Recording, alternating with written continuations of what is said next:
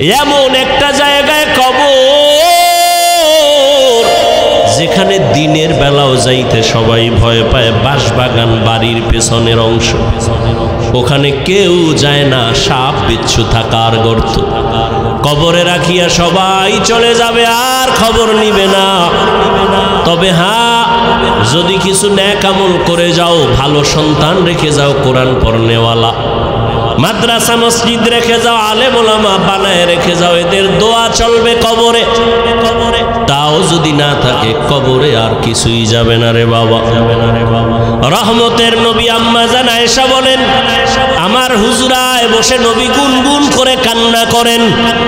আমি জিজ্ঞাসা করতাম, ইয়া রাসূলুল্লাহ, আমি আয়েশার কোনো বেয়াদবির কারণে আপনি কান্না করেন? কয় না না।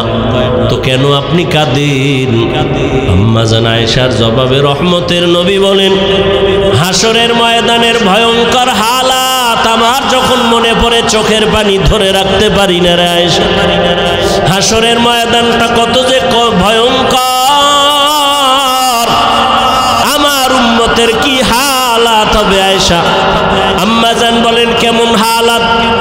নবীজি বলেন, হাসরের ময়দানে নারী আর পুরুষগুলো উলঙ্গ, সবাই উঠবে। নারীরা উলঙ্গ, পুরুষেরা উলঙ্গ দাঁড়াবে। সূর্যটা মাথার উপরে নেমে আসবে, সূর্যের গরমে জমিনটা তামা হয়ে যাবে। নাফরমানদের মাথার মগজগুলো ভাতের মারের মতো ফুটতে থাকবে। ওদিকে জাহান্নামের আওয়াজ, জাহান্নাম চিৎকার দিয়া বলবে, ও দয়ার মালিক, বেনামাজি গুলো কই? নাফরমান গুনাহগার গুলো আমার পেটে দাও।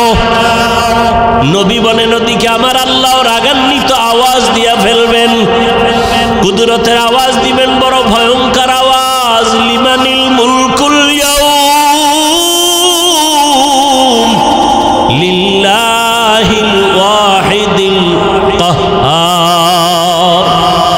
নবীজি বলেন, আমার আল্লাহ এতটা রাগান্বিত কুদরতের আওয়াজ দিবেন যে হাসরের ময়দানটা থরথর করে কেঁপে উঠবে। জাহান্নামের আওয়াজ, এমন অবস্থা হবে যে নবীদের কোনো গুনাহ নাই, সে নবীরাও কান্না শুরু করবেন।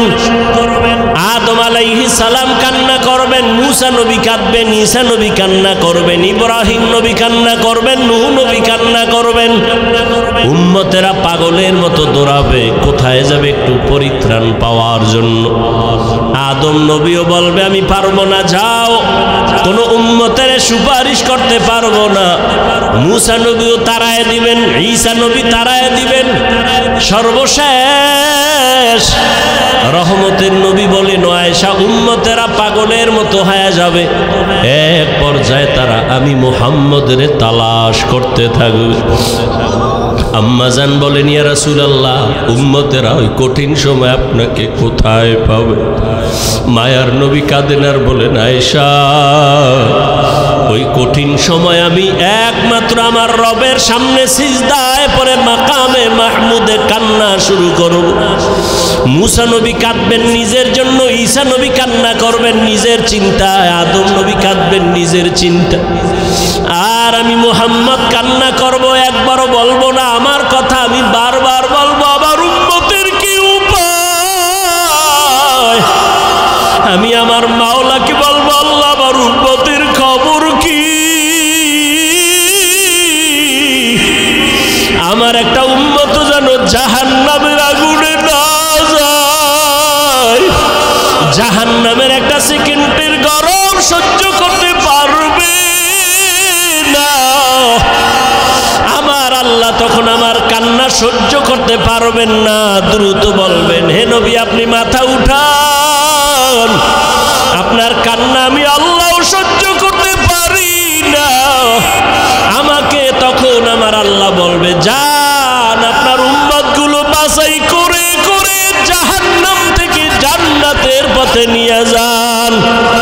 আমি তখন অর্ডার পাইয়া আমার গুনাহগার উম্মতগুলো বাছাই করে করে করে করে হাউজে কাউসারের কিনারায় নিয়ে দাঁড় করাবো, কারণ সূর্যের গরমে পানির এত পিপাসা, এতটা কঠিন আমার উম্মতগুলোকে আমি ধরে ধরে হাউজে কাউসারের কিনারায় নিয়ে দাঁড় করাবো। আম্মা জান আয়েশা বললেন, ইয়া রাসূলুল্লাহ, কোটি কোটি কোটি মানুষের ভেতরে আপনার উম্মতেরা চিনবেন কিভাবে? মুসা নবীর উম্মত, ঈসা নবীর উম্মত, ইব্রাহিমের উম্মত কেমনে চিনবেন আপনারটা? নব রহমতের নবী বলেন, হে আয়েশা, আমার উম্মতেরা দুনিয়ায় যারা ওযু বানাইয়া 5 বেলার নামাজ আদায় করত, কিয়ামতের ময়দানে তাদের ওযুর জায়গাগুলো নূরের আলোতে ঝলমল করতে থাকবে। আমি দেখে দেখে ধরে ধরে বলবো, আমার উম্মতেরা হাউজে কাউসারের পানি আমার হাতে পান করে যাও। হাউজে কাউসারের গোড়ায় আমি নিজে পেয়ালা ভরে ভরে পানি দিব, আর উম্মতেরা পান করবে। এভাবে দিতে দিতে হঠাৎ করে উম্মতের লাইন এখন অনেক বড়, মাঝখানে পর্দা পড়ে যাবে। ফেরেশতারা পর্দা দিলা কেন? উম্মত এখনো তো বাকি আছে, ওদেরকে পানি পান করাবো। ফেরেশতারা বলবেন, ইয়া রাসূলুল্লাহ, এই উম্মতগুলো আপনার আসল উম্মত না, এগুলো ভেজাল। আপনি দুনিয়ার থেকে বিদায়ের পরে এই উম্মতগুলো জাহান্নামের পথে চলতে চলতে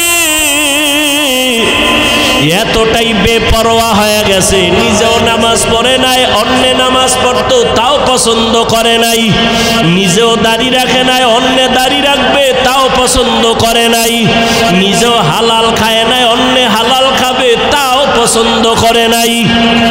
রহমতের নবী বলেন, আয়েশা, তখন আমি রাগান্বিত হয়ে বলবো, সহকান সহকা লিমান গায়্যারা মিন বাদি। নবী বলবেন, ভেগে যা, তোরা আমার উম্মত না। ও মনোহরগঞ্জের মুসলমান মা বোনেরা, বৃদ্ধ বাবাজিরা, যুবক বাবারা, জানি না ওই কাতারে কে পড়িয়া যাব।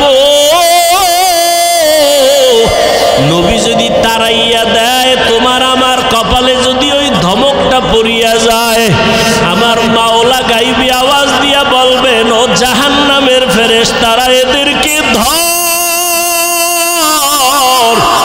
জাহান্নামের শিকলটা লাগাইয়া জাহান্নামের দিকে নিয়ে যাও। ওয়াসিকাল্লাযীনা কাফারু ইলা জাহান্নামা যুমারা। ওরে আল্লাহর বান্দারা, সূর্যের গরম সহ্য করতে পারো না, বেতের বাড়ি সইতে পারো না, মশার কামড় সহ্য করতে পারো না, জাহান্নামের আগুনের গরম কেমন করে সহ্য করবারে বাবা? এখনো যদি আল্লাহর আযাবের ভয় অন্তরে আসে, 2 ফোঁটা চোখের পানি ছেড়ে গোপনে আমার মালিকের ডাক দাও। মনে মনে বলো, হে আল্লাহ, জীবনে কত গুনাহ করলাম, দাড়ি কাটলাম, নামাজ ছাড়লাম, বেপরদায় চললাম, ওলামায়ে কেরামরা কত বুঝান বুঝাইলো, তারপরও নামাজ পড়ি নাই, দাড়ি রাখি নাই, বেপরদায় চলা বন্ধ করি নাই। আজকে থেকে তৈরি হয়ে গেলাম, আর নামাজ ছাড়বো না, বেপরদায় চলবো না, দাড়ি কাটবো না, মা বাবারে কষ্ট দিয়া বরদোয়া নিব না, ওলামায়ে কেরামের দোয়া নিয়া, শিক্ষকের দোয়া নিয়া, নবীর তরিকা মেনে চলবো রে বাবা। হেদায়াতের মালিক আমার আল্লাহ। কপাল যদি ভালো হয় তওবা করো, কয়দিন আর দুনিয়ার বাহাদুরি করবা? চোখের সামনে কত যুবকের লাশ আর লাশ। এই জীবনে কত যুবকের জানাজা পড়ায় কবরে রাখলাম রে বাবা। ডানে বামে তাকায় দেখো কত আপনজন বন্ধুরা চলে গেল। একদিন তোমার চলে যাওয়ার ডাক চলে আসবে। ওই দিনটা আসার আগে তওবা করে নাও। মা বাবার দোয়া নিয়া, শিক্ষকের দোয়া নিয়া, উলামায়ে কেরামের পরামর্শ নিয়া নবীর আদর্শে জীবনটা গড়াও। মরিয়া গেল তুমি অমর হয়ে থাকবে, নবীর আদর্শের মালা গলায় লাগাও। আর নামাজ ছাড়িও না, দাড়ি কাটিও না, বেপরদায় চলিও না রে বাবা। তওবা করে না ও বৃদ্ধ বাবাজি, ও পর্দার আড়ালের মা বোনেরা। আপনার মতো কত মা স্বামীর মাল হেফাজত করে পর্দা করে নামাজ পড়ে মোবাইলে সময় নষ্ট করে না, আপনারা কেন পারবেন না? নিজেও সঠিক পথে চলেন, স্বামীর মাল হেফাজত করেন, সন্তানটাকে আদর্শবান কোরআন পড়নেওয়ালা ডাক্তার বানায় যান, ইঞ্জিনিয়ার বানায় যান। কোরআন পড়ে পড়ে সন্তান দোয়া করবে, নামাজ পড়বে, জীবনটা ধন্য হয়ে যাবে। ও আল্লাহর বান্দারা, তওবা করার মতো যদি অন্তর তৈরি হয়, মুনাফিকি অন্তরে যদি না থাকে, খাঁটি তওবার নিয়ত যাদের আছে, দুটো হাত আমার আল্লাহকে দেখাইয়া দাও। আয় আল্লাহ, আমাদের হাতগুলো কবুল করে নেন, তওবা কবুল করে নেন, তওবার উপরে মজবুত হইয়া চলার তৌফিক দান করেন, আমিন। আমাদের এই চেয়ারের কোনো মেয়াদ আছে? কথা বলেন। আগেও যেমন ছিলাম এখনো আছি, ভবিষ্যতেও তেমন থাকবে ইনশাআল্লাহ। কোনো টেনশন আছে? কোনো টেনশন নেই। বিপদ গেছি গা, দেশ ঠান্ডা, ডক্টর ইউনূস সাহেব দেশ চালাইতেছে প্রশংসায় পঞ্চমুখ। তারপরেও হঠাৎ করে শুনতেছি অমুক জায়গায় হুজুরের ওয়াজ বন্ধ করে দিছে, অমুক জায়গায় মাইক লয়ে গেছে। এগুলো কি হচ্ছে? এই জন্য বাঙালি তো সোজা হইতে খুব সময় লাগবে। করোনার মতো গজব দিয়া দুনিয়া ঠান্ডা করছে, বাঙালির মাজা এখনো সোজা করতে পারে নাই। আগের সুদ করে এখনো ধাক্কা দিয়া প্রতিযোগিতার হারে সুদ খায়, আগের ঘুষ করে এখনো ঘুষ খায়, আগের বেনামাজি এখনো বেনামাজি। নামাজ তো পড়েই না, এরপরে বলবে যে আমাকে ঈমান ঠিক আছে। কত কম বক্ত! আল্লাহ সব ভাইকে হেদায়েত দান করুন। মানেন আর না মানেন, কথাটা লিখে রাখেন সময় পাইলে। পৃথিবীতে কিয়ামতের আগের দিন পর্যন্ত রসুলের ইসলাম ছাড়ায় জমিনে কোনো শান্তি কেউ দিতেও পারবে না, আসবেও না। যারা স্বপ্ন দেখাবে এরা মিথ্যাবাদী, ধোঁকাবাজ। গণতন্ত্র এই জমিনে কোনোদিন শান্তি দিতে পারে না, পারবেও না। মাও সেতুনের আদর্শ, লেনিনের আদর্শ, কালমার্সের আদর্শ, প্লেটোর আদর্শ, পৃথিবীর কোনো আদর্শ শান্তি দিতে পারবে না, একমাত্র মদিনার আদর্শ ছাড়া। যুবকরা জবাব দাও, সত্য কথাটা স্বীকার করবা, মানো আর না মানো। রসুলের আদর্শ থেকে সুন্দর আদর্শ আর কারো কাছে কি আছে? তাল মিলায় না, বুঝা শুনা বলো। খুব বুঝার চেষ্টা করো। কেউ যদি এখানে বলতে পারো, হাফিজ ভাই, রসুলের আদর্শ থেকে শেখ মুজিবুর রহমান সাহেবের আদর্শ একটু ভালো, খুব খেয়াল করিও। আল্লাহর কসম, আমি রসুলেরটা বাদ দিয়া আমি শেখ সাহেবেরটা নিব। খেয়াল করিও ভালো করে। কেউ যদি বলতে পারো, হাফিজ ভাই, রসুলের আদর্শ থেকে সুন্দর আদর্শ জিয়াউর রহমান সাহেবের ভেতরে, আমি রসুলেরটা বাদ দিয়া জিয়াউর রহমান সাহেবেরটা নিব, বলার মতো দুঃসাহস কারো আছে? বলো। তাহলে এ কথা একমত, রসুলের আদর্শ থেকে আর সুন্দর আদর্শ পৃথিবীতে কারো কাছে আছে? এক কথায় জবাব, দুনিয়ার সব আদর্শ নাপাক, একমাত্র আদর্শ পাক, মদিনার আদর্শ, পবিত্র আদর্শ। আর সব আদর্শ কি নাপাক? কেন নাপাক? ওরা খায় নাপাক, ওদের দিমাগ নাপাক, তিন বেলা খাইয়াও মদের বোতল নিয়ে দৌড়ায়। আছে না নাই? কয়জন হুজুর মদ পান করে বলো? আর এই সোনার বাংলাদেশে যত বড় ভিআইপি তত বড় সুদখোর, তত বড় মদখোর। যত বড় ভিআইপি তত বড় মদখোর, যত বড় ভিআইপি তত বড় সুদখোর। খাইয়েই মদের বোতল নিতে হবে। পাশে আবার তাল দেওয়ার কিছু আছে, স্যার দুই একটা টান না দিলে কি আপনার ওয়েট ঠিক থাকে নাকি? খাইয়েই তো ল্যান্ড হয়ে গেছে। বউ রেখায় মা বলে গোটা দেশের মালিক এখন আমি। বউ বলে ঘরে তো চাল নাই, ডাল নাই, এ দোষ তো বোতলের, আমার কি? মদ পান করে কেউ জিকির করছে? কথা বলো। তাহলে যেই লোকটা মদ পান করার পরে বউকে মা বলে, অশ্রাব্য ভাষায় গালি দেয়, তার দিমাগ ঠিক আছে? ও যদি যত আইন করবে সব না পাক। কথা বলো না কেন? এর দ্বারা শান্তি হবে জমিনে? কোনোদিন শান্তি হবে না। শান্তির একটাই পথ, ইসলাম। কথা বলে না? এই জন্য সব চাঁদাবাজ, ধান্দাবাজ, চোর, দুর্নীতিবাজেরা ইসলাম চায় না। আসতে বলো কেন? ইসলাম ইসলাম আসলে চুরি বন্ধ হয়ে যাবে, ইসলাম আসলে দুর্নীতি বন্ধ হয়ে যাবে, ইসলাম আসলে চাঁদাবাজি বন্ধ হয়ে যাবে। আচ্ছা, এটা কোন জেলা? হ্যাঁ, পাশের জেলা কি? দোয়া। নোয়াখালীতে একটা থানা আছে কমলনগর, আসেনি? কমলনগরে একজন চেয়ারম্যান আছে, খালেদ সাইফুল্লাহ মাওলানা হাফিজি হুজুর রহমতুল্লাহ জামাতা। এই চেয়ারম্যান সাহেব এত বুড়া, সাইকেলের পেছনে চাল নিয়ে মানুষের বাড়ি বাড়ি মেপে মেপে দিয়ে আসে।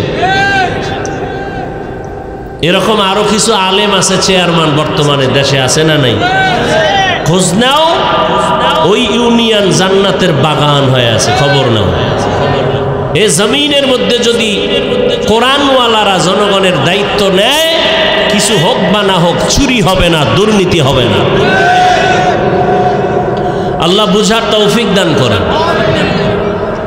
এখন বয়ান তো আপনারা জানেন, আমাকে ডাকছেন কেন? বলে বয়ান জানার পরেও ওয়াজাক্কির ফাইন্না যিকরা তানফাউল মুমিনিন, আলোচনা করার দ্বারা আল্লাহর সাকিনা অবতীর্ণ হয়, রহমত আসে।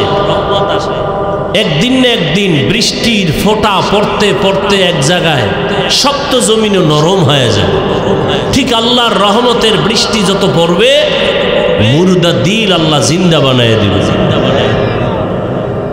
ওলামায়ে কেরাম বয়ান করেন জাহান্নামের ভয়ের, জান্নাতের সুসংবাদ দেন কোরআন সুন্নাহর আলো। আল্লাহ পাকের সেই জান্নাতের, জাহান্নামের কিছু ভয় এবং সুসংবাদ সম্বলিত এটা আয়াত আমি আপনাদের সামনে পড়েছি। আল্লাহ বলেন, ইয়া আইয়ুহাল্লাযীনা আমানুত্তাকুল্লাহা ওয়াল তানজুর নাফসুম মা কদ্দামাত লিগাদিন ওয়াত্তাকুল্লাহ ইন্নাল্লাহা খাবীরুম বিমা তা'মালুন।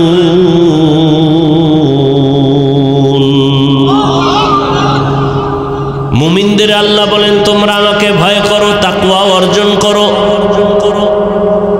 এবং তোমার একটা সামনের জীবন আছে, ওই জীবনের জন্য তুমি কি অর্জন করেছো একটু চিন্তা করো, হিসাব মিলাও। ওয়াত্তাকুল্লাহ, আল্লাহ আবার বলেন আমাকে ভয় করো। ইন্নাল্লাহা খাবীরুম বিমা তা'মালুন, তুমি যা করো সব বিষয় আমি আল্লাহ অগ্রিম সব জানি। দুনিয়ার সবাইকে ফাঁকি দেওয়া যায়, আল্লাহকে কখনোই ফাঁকি দেওয়া যাবে না।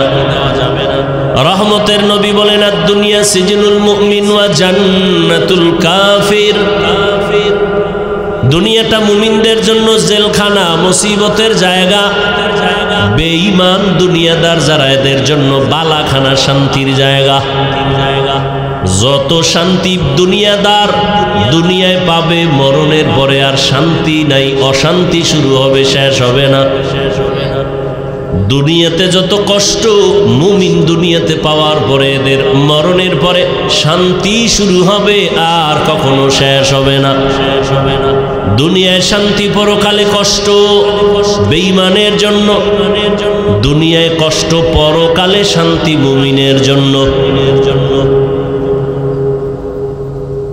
কারণ আল্লাহ বলেন দুনিয়াটা পরীক্ষার হল। এই দুনিয়ায় যার ঈমান যত তাজা, তার মুসিবত তত বড়। দুনিয়াতে সব থেকে বড় ঈমানওয়ালা, তাজা ঈমানওয়ালা নবী রাসূলগণ, তাদের জন্য দুনিয়াটা বড় মারাত্মক ছিল, পরীক্ষা বড় কঠিন ছিল। আল্লাহ পাক বলেন, আমি দুনিয়ায় তোমাদের পাঠাবার একমাত্র কারণ আখিরাতের ফসল কামাই করবা। আমার দেশ থেকে বিদেশে যারা কাজের জন্য যায়, আমেরিকা যায়, লন্ডন যায়, সৌদি আরবে যায়, কাতার, কুয়েত, ওমানে যায়। বহু যুবক ছেলে মেয়েরা বিদেশ আছে না নাই?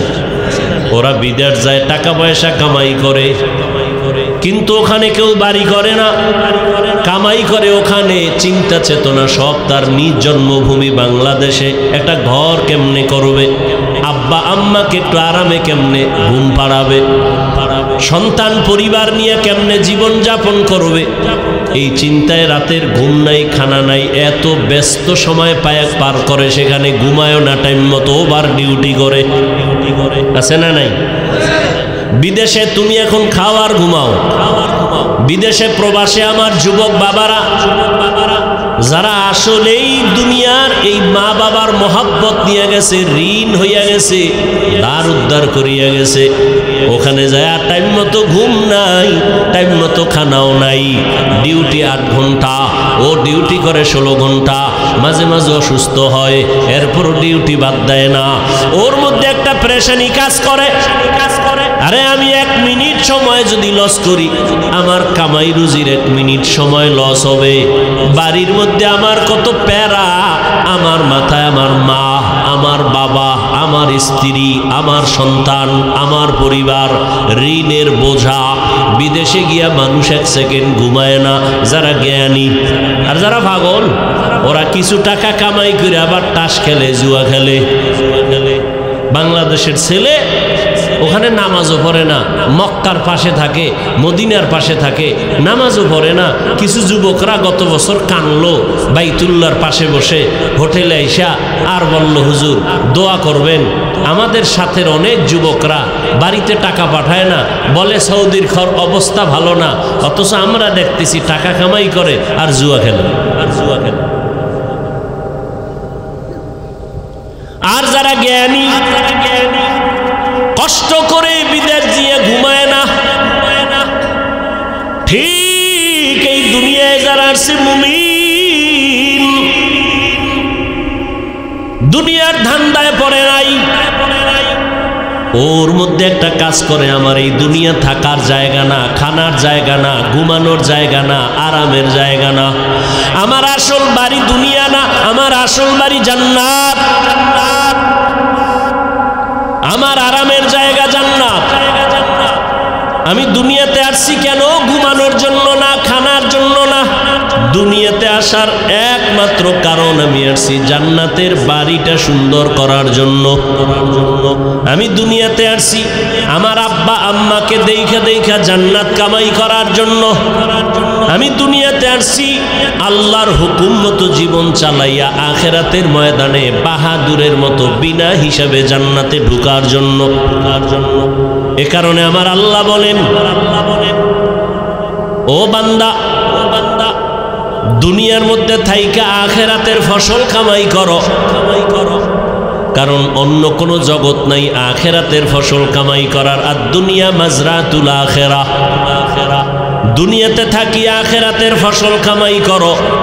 তার মানে তুমি যে দুনিয়ায় থাইকা মা বাপ বাদ দিয়া, ছেলে মেয়ে বাদ দিয়া, বিবাহ শাদী বাদ দিয়া, ব্যবসা বন্ধ করে শুধু জিকির করবা, এটা না। বান্দা, তোমাকে আমি 24টা ঘন্টার একটা পর্দা লাগাই দিছি, রাত আর দিনের পর্দার মধ্যে তোমার জীবনটাকে আটকায় দিলাম। দিন রাত 24টা ঘন্টা দিলাম। কখনো দিন হবে বড়, রাত ছোট, আবার কখনো রাত হবে বড়, দিন ছোট। তুলিজুল লাইলা ফিন নাহার ওয়া তুলিজুন নাহারা ফিল লাইল ওয়া তুখরিজুল হাইয়া মিনাল মাইয়িতি ওয়া তুখরিজুল মাইয়িতা মিনাল হাইয়্যি ওয়া তারযুকু মান তাশাউ বিগাইরি হিসাব। এই মোনাজাত দিয়ে দেব, হ্যাঁ? হুজুরের মজার মিডা মিডা আওয়াজ ভালোই লাগে না?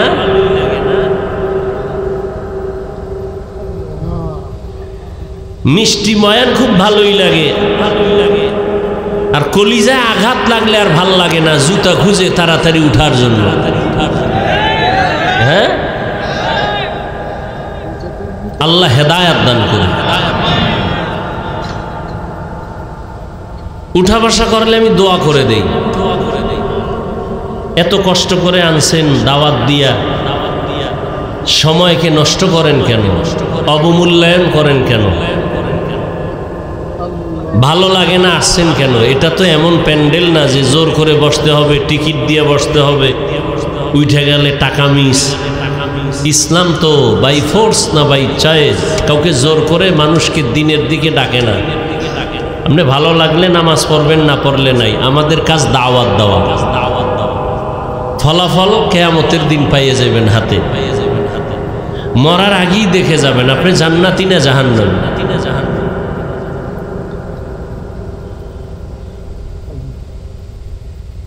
আল্লাহ হেদায়াত দান করুন।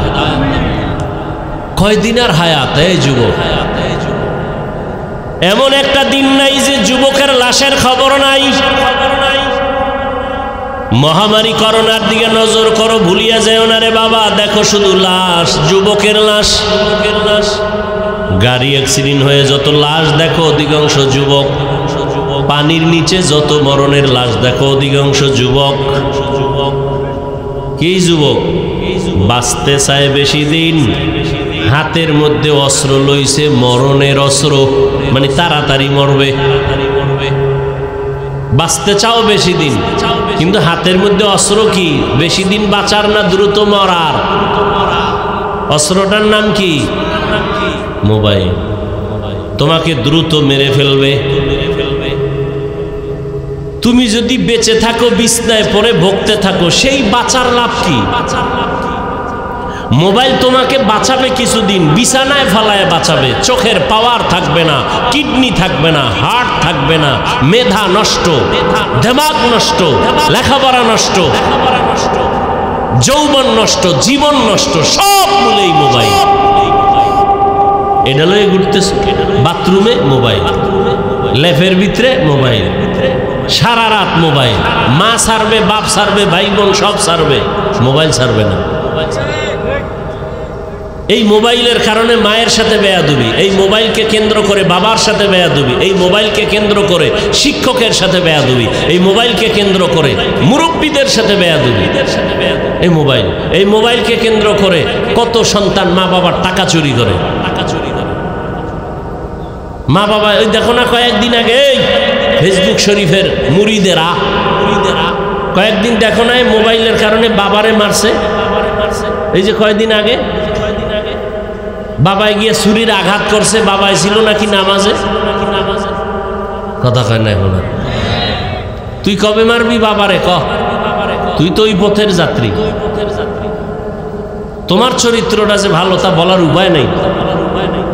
কখন মেজাজ গরম হয়ে যাবে মা বাবাকে হামলা চালায় দিবা বলা যায় না। মা বাবায় ভিতরে ভিতরে দোয়া ইউজ করে, আল্লাহ ছেলেটা যদি মরত তাহলে একটা বালা মুসিবত থেকে বেঁচে যাইতাম। কারণ ছেলের চরিত্র এত খারাপ, মানুষের সামনে মুখ দেখাইতে পারি না, লজ্জা। নিজেরা তো খুব বাহাদুর ভাবো না, অথচ তোমার মা বাবা চায় তুমি মইরা যাও। তোমার চরিত্র এত খারাপ যে তোমার চরিত্রের কারণে লজ্জা পায় মা, লজ্জা পায় বাবা, মানুষের সামনে শরম পায় তোমার চরিত্রের কারণে। এমন অভিশপ্ত কপাল নিয়ে জন্ম নিয়েছ। শিক্ষক তোর উপরে বেজার, এত তোর ব্যবহার খারাপ। এলাকার মুরব্বীরা তোমার উপরে বেজার, তোমার ব্যবহার এত খারাপ। মা বাবা বেজার তোমার উপরে, তোমার ব্যবহার এত খারাপ। আলেম ওলামা তোমার উপরে বেজার, তোমার ব্যবহার এত খারাপ। অভিশপ্ত কপাল নিয়ে দুনিয়াতে আসছো কেন? কি নিয়ে কবরে যাবি? মরে গেলে মানুষ কি স্মরণ করবে? যে একটা মুসিবত গেছি গা, আলহামদুলিল্লাহ। মানুষ মরলে ইন্না লিল্লাহ পড়ে, তুই মরলে সবাই আলহামদুলিল্লাহ পড়বে। এমন পোড়া কপাল নিয়ে জন্ম নিয়েছ। বাহাদুরি করো বহুত কিছু, কোন দিন মরণ হবে জানা নাই। ঘুমের ভিতরে মরণ, ঘুমের ভিতরে হয়নি। যুবক বাবারা হয়নি। বেয়াদবি মাপ চাই। আমার তো তোমার সাথে দুশ্মনী চাই নাই, বরং আমার অন্তর চায় তোমার দুইটা পায়ে হাত দিতে পারলে। যদি নামাজি হইতা, দাড়িওয়ালা হইতা, আমি নিচে এসে পাও ধরতাম। অথচ তোমার মতো যুবকই তো কবি নজরুল, আজকে তার গুণগান গাও। তোমার মতো সারা রাত মোবাইলে অপরাধ করলে জীবনে কবি নজরুল হতে পারত না।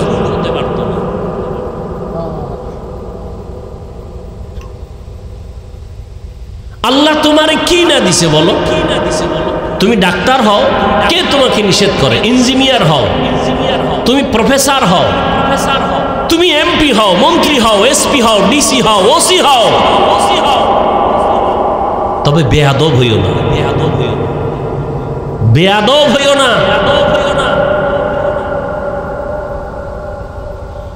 ইয়া আইয়ুহাল্লাযীনা আমানুত্তাকুল্লাহা ওয়াল তানজুর নাফসুম মা কদ্দামাত লিগাদিন ওয়াত্তাকুল্লাহ।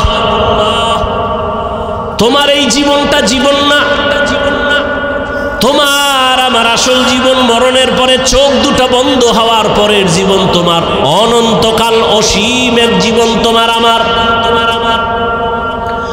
আদম নবী দুনিয়ার থেকে চলে গেলেন, কবরে কত হাজার বছর হয়ে গেল। তোমার আমার দাদা নানি আত্মীয় স্বজন মুরব্বীরা অনেকের চিনই না, কবরে পড়ে আছে কত শত বছর হয়ে গেল। এর যুবক, তোমার মতো কত যুবক জেনারেল লাইনে থাইকাও আখেরাতের ময়দানে দৌড়াচ্ছে বারবার। স্কুলে পড়ে, কলেজে পড়ে, চাকরি করে, 5 বেলার নামাজ পড়ে, দাড়ি কামায় না। এরকম যুবক নাই? মিথ্যা বলবা না। তুমি পারো না কেন? ওয়াজ সারা জীবন শুনে লাভ কি? এই কথার জবাব দাও, আর জীবনে ওয়াজ লাগবে না। তোমার মতো যুবক যদি স্কুল কলেজে পড়ে, 5 বেলার নামাজ পড়ে, জবাব দাও তুমি পারো না কেন? আর ওয়াজের দরকার নাই, ওয়াজ তোমার এটাই যথেষ্ট। তুমি পারো না কেন? তুমি পারো না কেন? তোমার মতো যুবক র‍্যাব, আর্মি, পুলিশ, বিডিআরের চাকরি করে, 5 বেলার নামাজ পড়ে, দাড়িওয়ালা, সত্য বলো আছে না নাই? বিবেকটা দিয়ে জবাব দাও তুমি পারো না কেন? ও আমার কলিজার যুবক, তোমার মতো যুবক তাকায় দেখো, রাস্তায় গাড়ি চালায়, ড্রাইভারি করে, 5 বেলার নামাজি, দাড়িওয়ালা আসেনি। তোমার বিবেক দিয়া জবাব দাও তুমি কেন পারো না? তোমার কপালে কার বরদোয়া লাগছে? তোমার উপরে বুঝি আমার আল্লাহ বেজার হয়ে গেল নাকি? আমি হুজুর হইতে বলছি, আমি হুজুর হইতে বলি নাই, হুজুর বানাইতেও আসি নাই। বাংলাদেশে হুজুর অনেক বাইরে গেছে, হুজুর লাগবে না।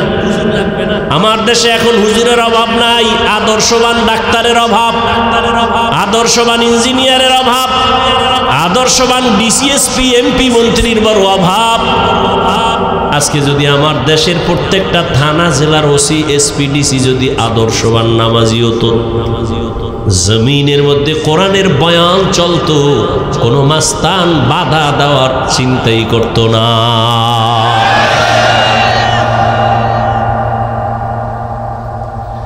তোমরা স্বাধীন স্বাধীন করো, স্লোগান দাও না, দেশ স্বাধীন।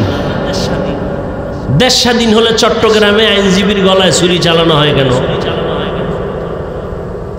দেশ স্বাধীন হলে বাড়িঘরে আগুন লাগে কেন? দেশ স্বাধীন হলে বক্তার ওয়াজে বাধা কেন এখনো?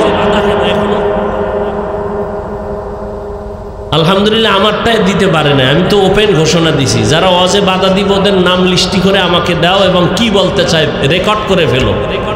ওই জালেমের বিরুদ্ধে আমি আবার নতুনভাবে বাংলাদেশে আন্দোলনের ডাক দিব। নতুনভাবে আন্দোলন হবে সমস্ত জালেমের বিরুদ্ধে। চরমনের মাঠে বলে আসছি না, 2 গরুয়ে ধান খায়, মালিকে বেত দিয়ে একটার উপরে বাড়ি মারছে আর একটা দৌড় দিছে। মালিক কয় তোর তো বাড়ি দি নাই, দৌড় দাও কেন? কয় এর পরের সিরিয়াল আমার। হ্যাঁ, কারো বিপদে লাফাইও না, নিজেও গাট্টি রেডি রাখো। আলেমদের সাথে বেদবি করবা, গাট্টি রেডি রাখো।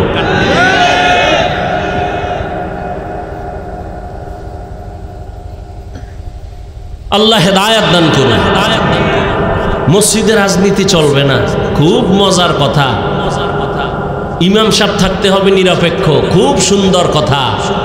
কমিটির লোক কেন রাজনীতি হয়? ইমামকে নিরপেক্ষ রাখতে হলে কমিটির ব্যক্তিদেরকেও নিরপেক্ষ থাকতে হবে।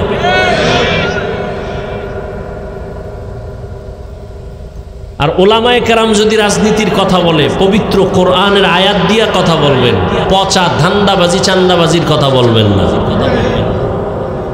যদি কেউ বলে ইসলামে রাজনীতি নাই, তার ইমানই তো চলে যাবে।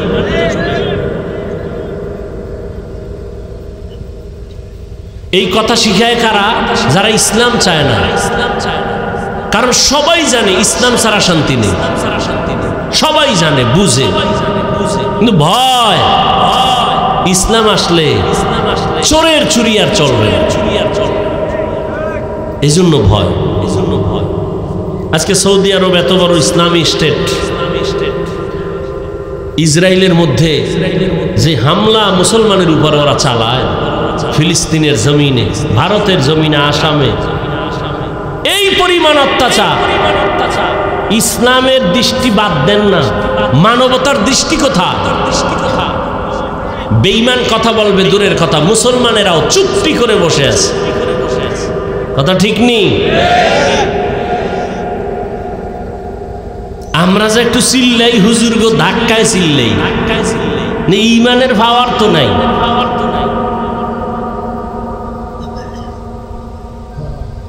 আল্লাহ সব ভাইকে হেদায়েত দান করুন, মুসলমানদের ইজ্জতের হেফাজত করে।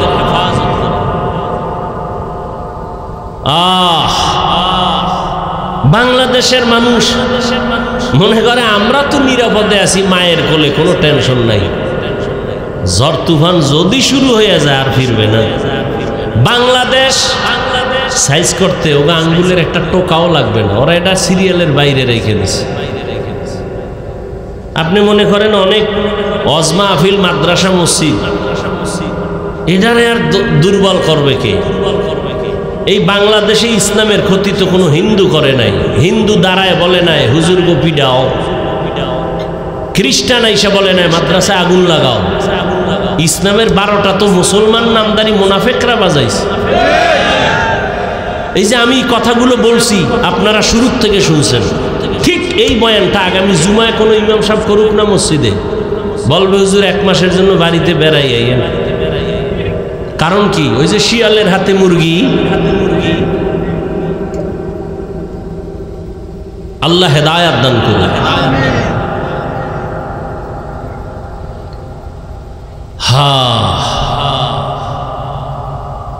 পরকাল জিন্দেগির জন্য কি হিসাব মিলাও রে বাবা।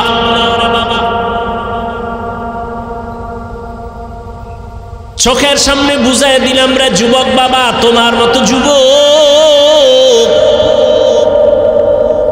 জেনারেল লাইনে থাকিয়া 5 বেলার নামাজ পড়ে, ময়দানে কৃষি কাজ করে, নদীর মধ্যে মাছ ধরে, 5 বেলার নামাজ পড়ে, রাস্তায় গাড়ি চালায় না, গাড়িটা বন্ধ করে আজান হলে নামাজে যায়, ড্রাইভার, হেল্পার, কন্ট্রাক্টর, যাত্রী সহ।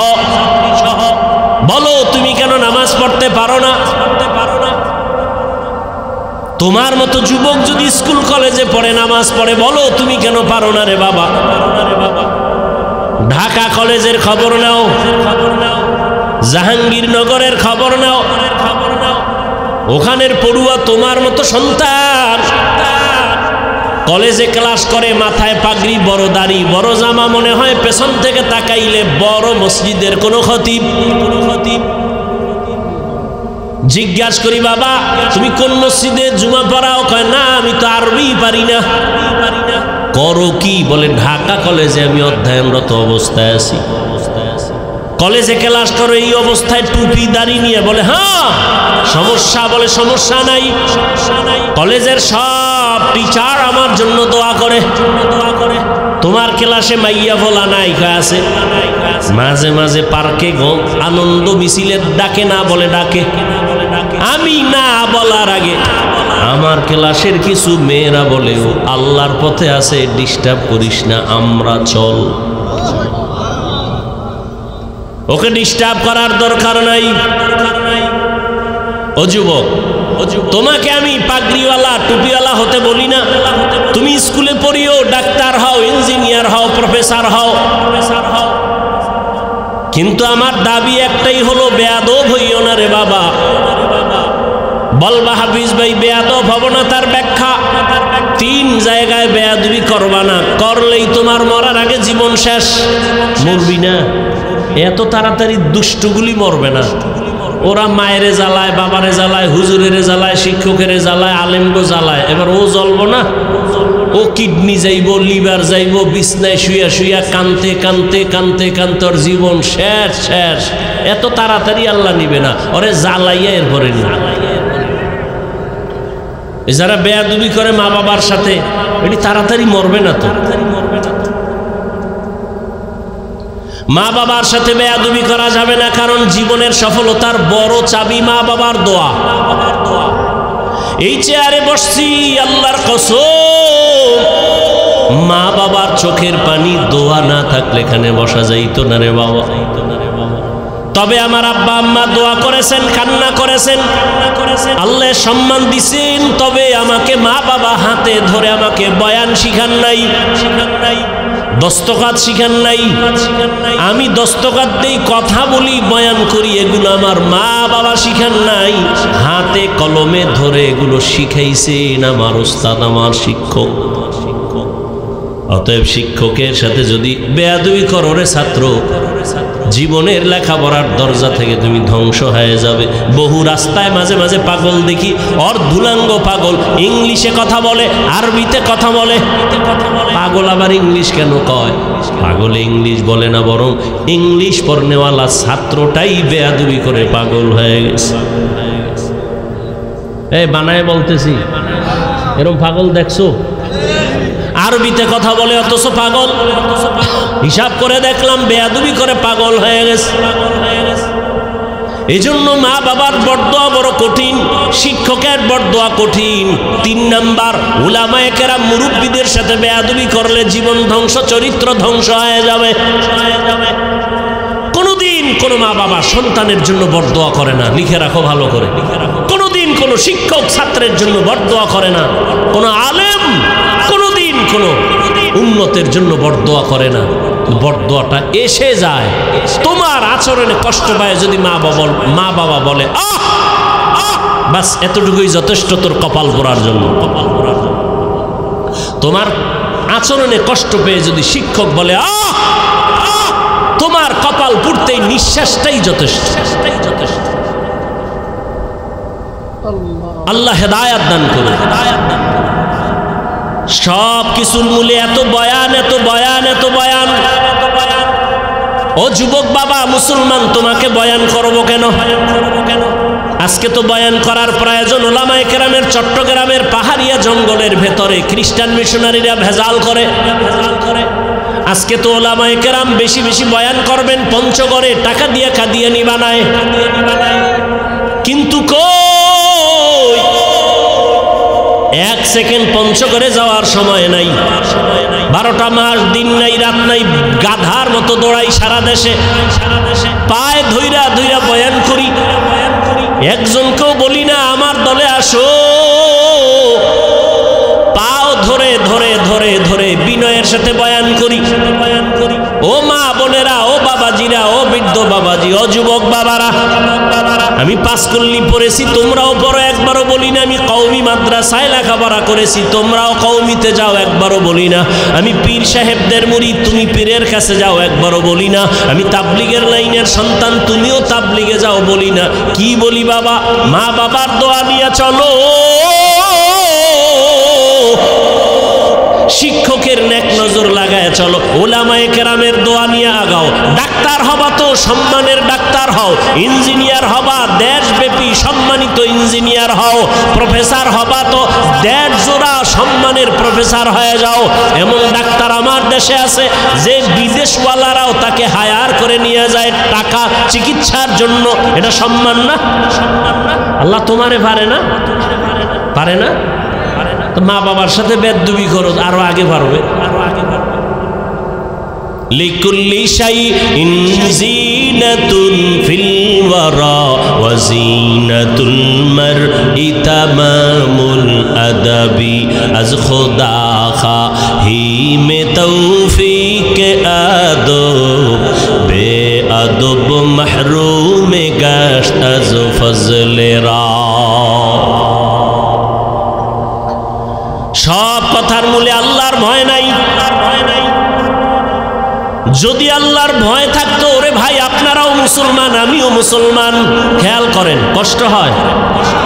আপনাদের আল্লাহ আমার আল্লাহ দুইজন, জবান খুলে বলেন কয়জন? আপনাদের নবী আমার নবী বলেন, আপনাদের কোরআন আমার কোরআন, আপনাদের কাবা আমার কাবা, আপনাদের কালেমা আমার কালেমা, আপনাদের ধর্ম আমার ধর্ম।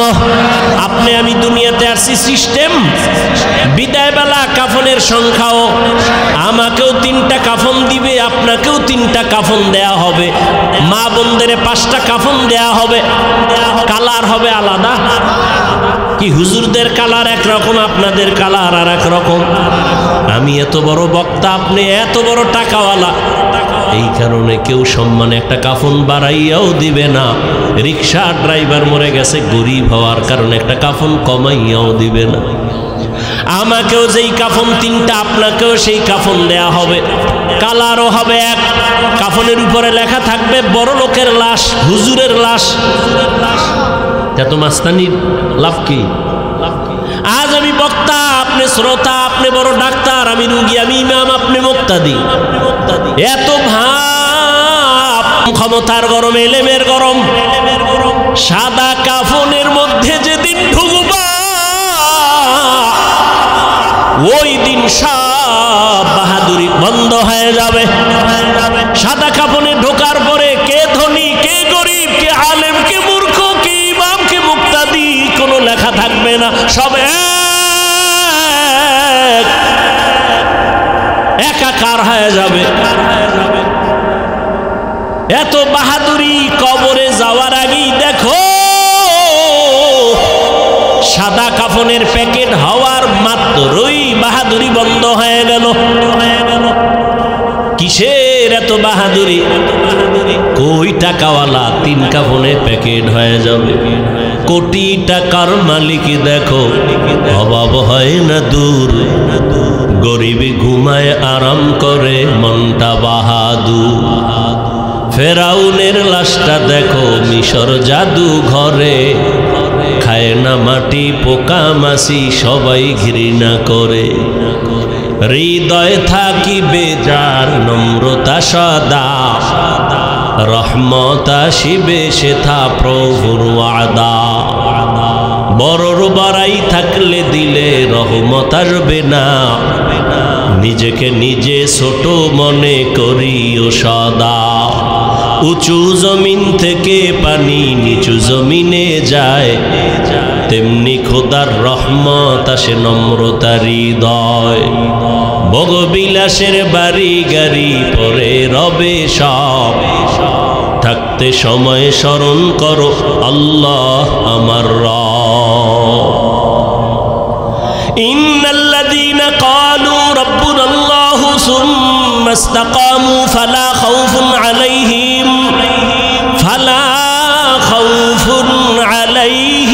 ওয়ালা হুম ইয়াহজানুন।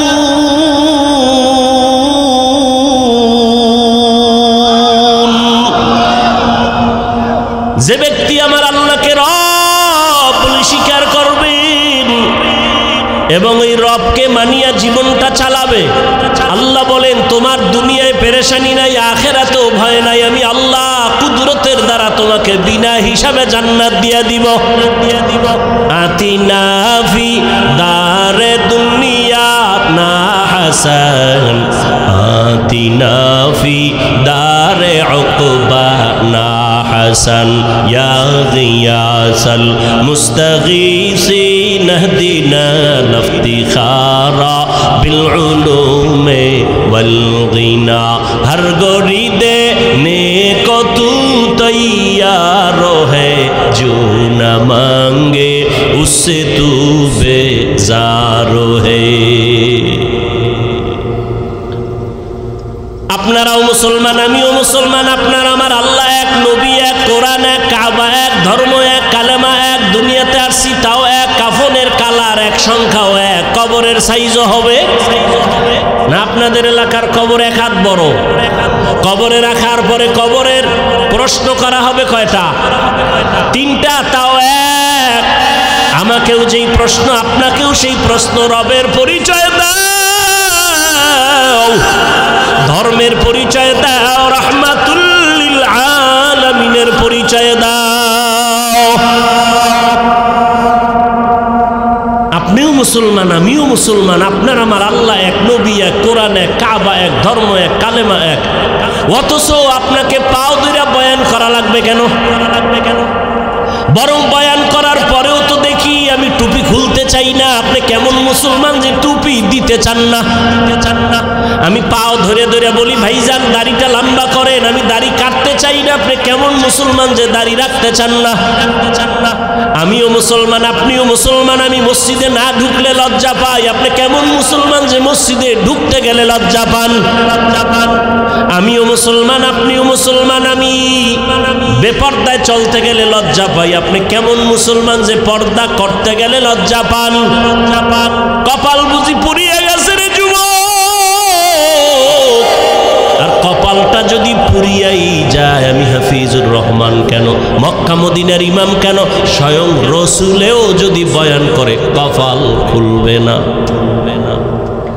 যেই রসুলকে একটা নজর দেখা মাত্র জাহান্নামের আগুন হারাম হয়ে যায়, কেমন মায়ার নবী চিল্লিদার যুবক,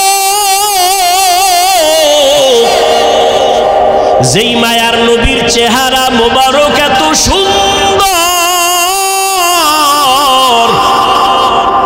যেই রহমতের নবীকে এক নজর দেখলে পেটের ক্ষুধা থাকে না।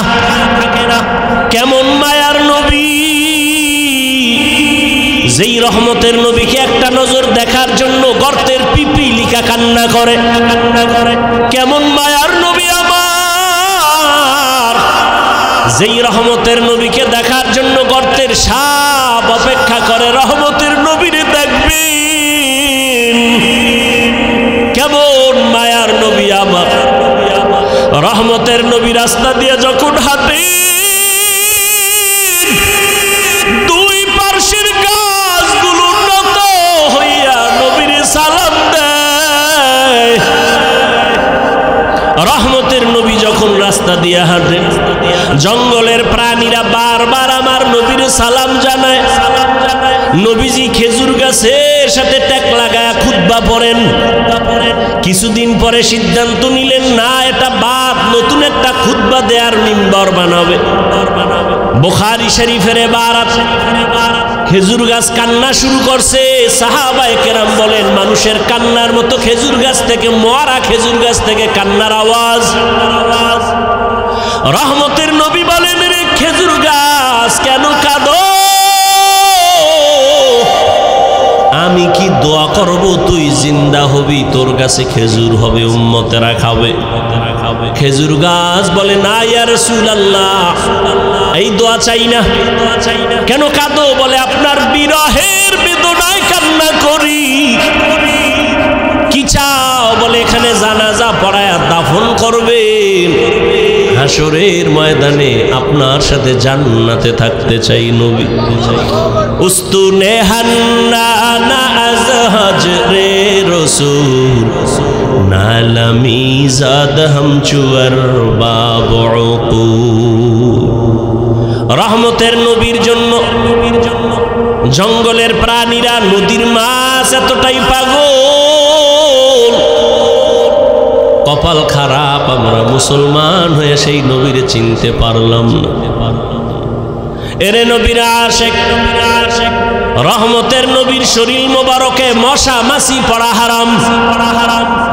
আম্মা জান আয়েশা রাদিয়াল্লাহু আনহা বলেন, নবীর শরীর মোবারকের ঘাম আমি বোতলে ভরে রাখতাম, আর আতর হিসাবে আমরা নবীর ঘাম ব্যবহার করতাম। কেমন রহমতের নবী আমার।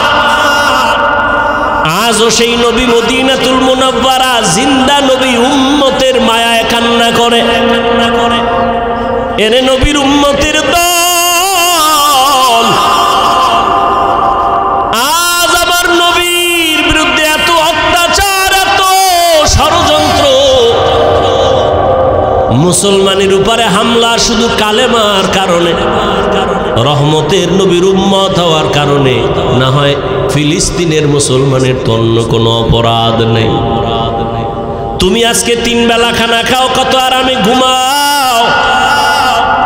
ফিলিস্তিনের মুসলমান রমজান গেল সাহারি খেতে পারে না, ইফতারি নাই। মায়ের সামনে সন্তানের জবাই করে, সন্তানের সামনে মা বাবাকে জবাই করে, ধর্ষণ করে। এরে সন্তান, ও মা বাবারা, একটা সন্তান অসুস্থ হয়ে গেলে তোমার ঘুম আসে না, সন্তান অসুস্থ পাগল হয়ে যাও। অথচ ফিলিস্তিনের মুসলমানের অবস্থা দেখলে কোনো মানুষ স্থির থাকতে পারে না রে বাবা। আসলে আল্লাহর ভয় অন্তরে নাই, নিজের মধ্যেই তো ইমানের দুর্বলতা। কয়দিন আর দুনিয়ার এই বাহাদুরি রে বাবা, এখনো সময় আছে, তওবা করো। দুনিয়াটা কিছুই না, চোখ বন্ধ করলে সব শেষ হয়ে যাবে। আজ আমি তুমি বলি আমার বাড়ি, আমার গাড়ি, আমার টাকা, আমার পয়সা, সব আমার আমার আমার। আজরাইল যেদিন হাজির হয়ে যাবে দেখবা নিজের জামাটাও কিন্তু আর আমার থাকবে না। আমার জামা, আমার গেঞ্জিগুলো বেলেট দিয়া কেটে কেটে রেখে দিবে তোমার আমার সন্তানেরা। আমার হাতের ঘড়িটা আরেকজনের হাতে দিয়া বলবে এটা আমার। আমার মোবাইলটা আর আমার থাকবে না, আরেকজনের মালিক হয়ে বলবে এটা আমার মোবাইল। আমাকে 3টা কাফনে পেঁচাইয়া ঘর থেকে বিদায় করে দিবে, অন্ধকার কবরে নিয়ে যাবে। কই ছেলে, কই মেয়ে, কই বাড়ি, কই টাকা, সব আমার থেকে আলাদা হয়ে গেল। 3 কাফনের বাসিন্দা বানায়া জানাজা পড়ায়া কবরের দেশে নিয়ে রাখবে। এমন একটা জায়গায় কবর যেখানে দিনের বেলাও যাইতে সবাই ভয় পায়। বাঁশবাগান বাড়ির পেছনের অংশ, ওখানে কেউ যায় না, সাপ বিচ্ছু থাকার গর্ত। কবরে রাখিয়া সবাই চলে যাবে, আর খবর নিবে না। তবে হ্যাঁ, যদি কিছু নেক আমল করে যাও, ভালো সন্তান রেখে যাও, কোরআন পড়নেওয়ালা, মাদ্রাসা মসজিদ রেখে যাও, আলেম ওলামা বানায় রেখে যাও, এদের দোয়া চলবে কবরে। তাও যদি না থাকে, কবরে আর কিছুই যাবে না রে বাবা। রহমতের নবী আম্মা জান আয়েশা বলেন, আমার হুজরায় বসে নবী গুনগুন করে কান্না করেন। আমি জিজ্ঞাসা করতাম, ইয়া রাসূলুল্লাহ, আমি আয়েশার কোনো বেয়াদবির কারণে আপনি কান্না করেন? কয় না না। তো কেন আপনি কাঁদেন? আম্মা জান আয়েশার জবাবে রহমতের নবী বলেন, হাসরের ময়দানের ভয়ঙ্কর হালাত আমার যখন মনে পড়ে চোখের পানি ধরে রাখতে পারি না রে আয়েশা। হাসরের ময়দানটা কত যে ভয়ঙ্কর, আমার উম্মতের কি হালাত হবে আয়েশা। আম্মা জান বলেন, কেমন হালাত? নবীজি বলেন, হাসরের ময়দানে নারী আর পুরুষগুলো উলঙ্গ, সবাই উঠবে। নারীরা উলঙ্গ, পুরুষেরা উলঙ্গ দাঁড়াবে। সূর্যটা মাথার উপরে নেমে আসবে, সূর্যের গরমে জমিনটা তামা হয়ে যাবে। নাফরমানদের মাথার মগজগুলো ভাতের মারের মতো ফুটতে থাকবে। ওদিকে জাহান্নামের আওয়াজ, জাহান্নাম চিৎকার দিয়া বলবে, ও দয়ার মালিক, বেনামাজি গুলো কই? নাফরমান গুনাহগার গুলো আমার পেটে দাও। নবী বলেন, ওদিকে আমার আল্লাহ রাগান্বিত আওয়াজ দিয়া ফেলবেন, কুদরতের আওয়াজ দিবেন, বড় ভয়ঙ্কর আওয়াজ। লিমানিল মুলকুল ইয়াউম লিল্লাহিল ওয়াহিদিল কাহ্হার। নবীজি বলেন, আমার আল্লাহ এতটা রাগান্বিত, কুদরতের আওয়াজ দিবেন যে হাসরের ময়দানটা থরথর করে কেঁপে উঠবে। জাহান্নামের আওয়াজ, এমন অবস্থা হবে যে নবীদের কোনো গুনাহ নাই, সে নবীরাও কান্না শুরু করবেন। আদম আলাইহিস সালাম কান্না করবেন, মুসা নবী কাঁদবেন, ঈসা নবী কান্না করবেন, ইব্রাহিম নবী কান্না করবেন, নূহ নবী কান্না করবেন। উম্মতেরা পাগলের মতো দৌড়াবে, কোথায় যাবে? একটু পরিত্রাণ পাওয়ার জন্য। আদম নবীও বলবে আমি পারবো না, যাও, কোনো উম্মতের সুপারিশ করতে পারবো না। মুসা নবীও তাড়ায় দিবেন, ঈসা নবী তাড়ায় দিবেন। সর্বশেষ রহমতের নবী বলেন, আয়েশা, উম্মতেরা পাগলের মতো হয়ে যাবে। এক পর্যায়ে তারা আমি মুহাম্মদের তালাশ করতে থাকবে। আম্মাজান বলেন, ইয়া রাসূলুল্লাহ, উম্মতেরা ওই কঠিন সময় আপনাকে কোথায় পাবে? মায়ার নবী কাঁদেন আর বলেন, আয়েশা, ওই কঠিন সময় আমি একমাত্র আমার রবের সামনে সিজদায় পড়ে মাকামে মাহমুদে কান্না শুরু করব। মুসা নবী কাঁদবেন নিজের জন্য, ঈসা নবী কান্না করবেন নিজের চিন্তায়, আদম নবী কাঁদবেন নিজের চিন্তা, আর আমি মুহাম্মদ কান্না করব, একবারও বলবো না আমার কথা, আমি বারবার বলবো আমার উম্মতের কি উপায়। আমি আমার মাওলাকে বলবো, আল্লাহ, আমার উম্মতের খবর কি? আমার একটা উম্মত যেন জাহান্নামের আগুনে না যায়, জাহান্নামের একটা সেকেন্ডের গরম সহ্য করতে পারবে না। আমার আল্লাহ তখন আমার কান্না সহ্য করতে পারবেন না, দ্রুত বলবেন, হে নবী, আপনি মাথা উঠান, আপনার কান্না আমি আল্লাহ সহ্য করতে পারি না। আমাকে তখন আমার আল্লাহ বলবে, যান, আপনার উম্মতগুলো বাছাই করে করে জাহান্নাম থেকে জান্নাতের পথে নিয়ে যান। আমি তখন অর্ডার পাইয়া আমার গুনাহগার উম্মতগুলো বাছাই করে করে করে করে হাউজে কাউসারের কিনারায় নিয়ে দাঁড় করাবো, কারণ সূর্যের গরমে পানির এত পিপাসা,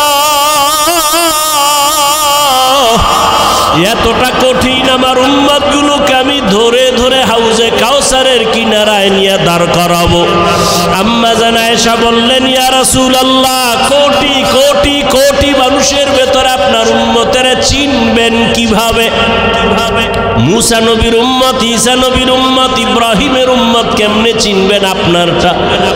নব রহমতের নবী বলেন, হে আয়েশা, আমার উম্মতেরা দুনিয়ায় যারা ওযু বানাইয়া 5 বেলার নামাজ আদায় করত, কিয়ামতের ময়দানে তাদের ওযুর জায়গাগুলো নূরের আলোতে ঝলমল করতে থাকবে। আমি দেখে দেখে ধরে ধরে বলবো, আমার উম্মতেরা হাউজে কাউসারের পানি আমার হাতে পান করে যাও। হাউজে কাউসারের গোড়ায় আমি নিজে পেয়ালা ভরে ভরে পানি দিব, আর উম্মতেরা পান করবে। এভাবে দিতে দিতে হঠাৎ করে উম্মতের লাইন এখন অনেক বড়, মাঝখানে পর্দা পড়ে যাবে। ফেরেশতারা পর্দা দিলা কেন?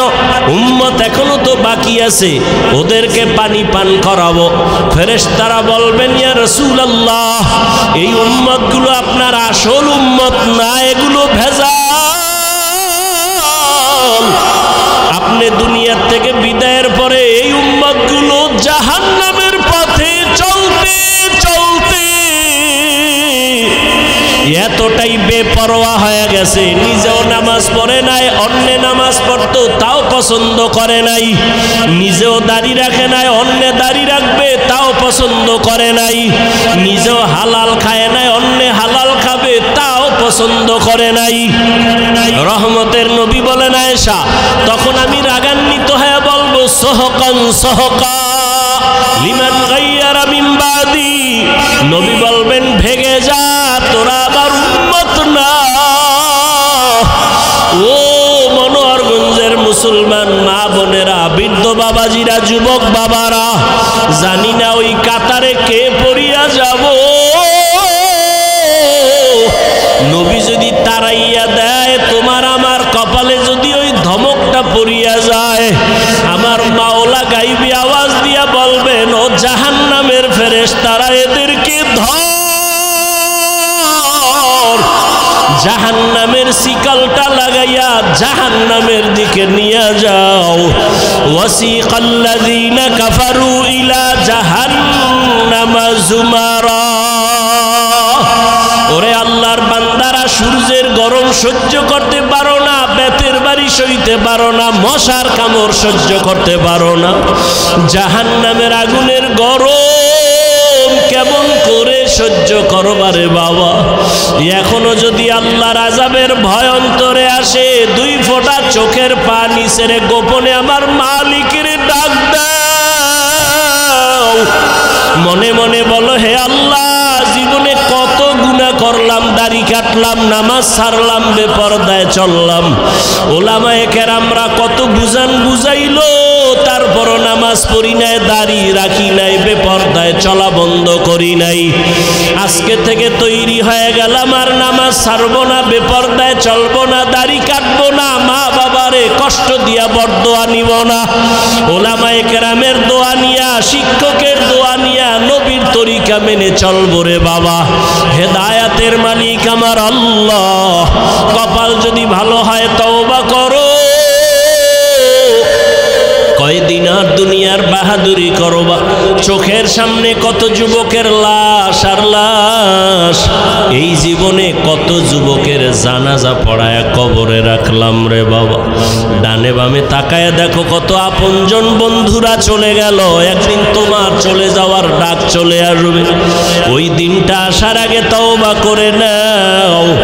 মা বাবার দোয়া নিয়া, শিক্ষকের দোয়া নিয়া, উলামায়ে কেরামের পরামর্শ নিয়া নবীর আদর্শে জীবনটা গড়াও।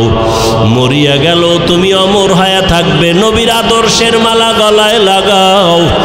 আর নামাজ ছাড়িও না, দাড়ি কাটিও না, বেপরদায় চলিও না রে বাবা। তওবা করে না ও বৃদ্ধ বাবাজি, ও পর্দার আড়ালের মা বোনেরা। আপনার মতো কত মা স্বামীর মাল হেফাজত করে, পর্দা করে, নামাজ পড়ে, মোবাইলে সময় নষ্ট করে না। আপনারা কেন পারবেন না? নিজেও সঠিক পথে চলেন, স্বামীর মাল হেফাজত করেন, সন্তানটাকে আদর্শবান কোরআন পড়নেওয়ালা ডাক্তার বানায় যান, ইঞ্জিনিয়ার বানায় যান। কোরআন পড়ে পড়ে সন্তান দোয়া করবে, নামাজ পড়বে, জীবনটা ধন্য হয়ে যাবে। ও আল্লাহর বান্দারা, তওবা করার মতো যদি অন্তর তৈরি হয়, মুনাফিকি অন্তরে যদি না থাকে, খাঁটি তওবার নিয়ত যাদের আছে, 2 হাত আমার আল্লাহকে দেখাইয়া দাও। আয় আল্লাহ, আমাদের হাতগুলো কবুল করে নেন, তওবা কবুল করে নেন, তওবার উপরে মজবুত হইয়া চলার তৌফিক দান করেন।